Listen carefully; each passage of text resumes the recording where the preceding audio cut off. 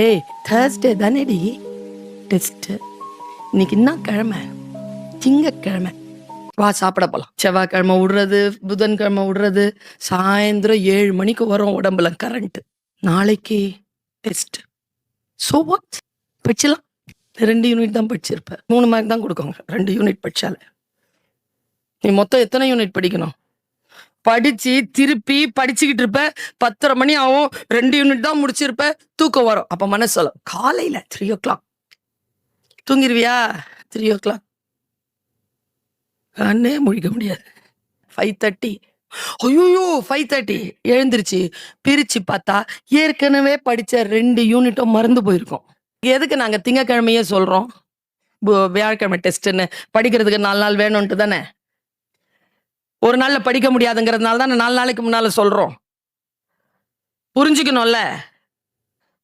அந்த சாப்பாடு டெலிவரி சின்ன சின்ன பசங்கப்பா, உன் வயசு பசங்க 2 வீலர்ல என்னுடைய காரை தாண்டி, லாரி தாண்டி, அப்படி பஸ் அது இது தாண்டி வெறித்தனமா ஓடுறான். அந்த அந்த 20 மினிட்ஸ் அவன் போயிடணுமா. 20 மினிட்ஸ்ல அவன் டெலிவரி பண்ணிட்டானா அவனுக்கு 30 rupees. இந்த வண்டி ஓட்டி சாப்பாடை இன்னொருத்தங்களுக்கு கொண்டு போய் கொடுக்கணும்னு ஓடுறிய இந்த வெறிய படிக்கும்போது படிப்புல காட்டியிருக்கலாம்ல. அந்த வெறித்தனத்தை நீ உன் படிப்புல காட்டு.